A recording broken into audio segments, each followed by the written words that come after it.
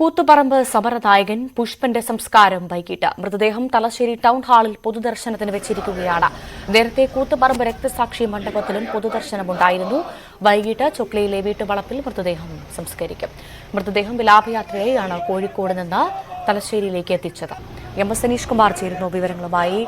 അനീഷ്, എപ്പോഴത്തേക്കാണ് സംസ്കാര ചടങ്ങുകൾ?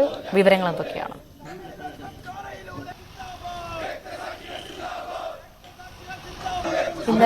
ഇന്നലെയായിരുന്നു കൂത്തുപറമ്പ് സമരനായകൻ പുഷ്പൻ വിടവാങ്ങിയത്.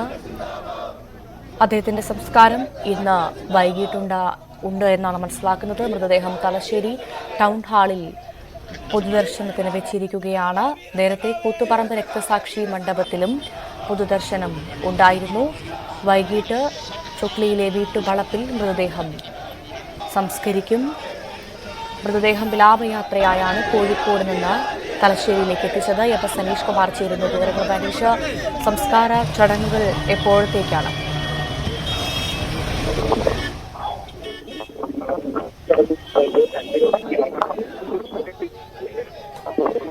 അനീഷ്, കേൾക്കാമോ?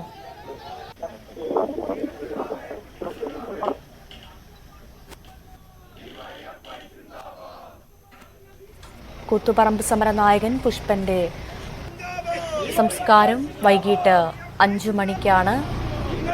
സംസ്കാരത്തിനുള്ള ഒരുക്കങ്ങളെല്ലാം പൂർണ്ണമായി. 5 മണിയോടുകൂടി സംസ്കാരമുണ്ടാകുമെന്നാണ് മനസ്സിലാക്കുന്നത്.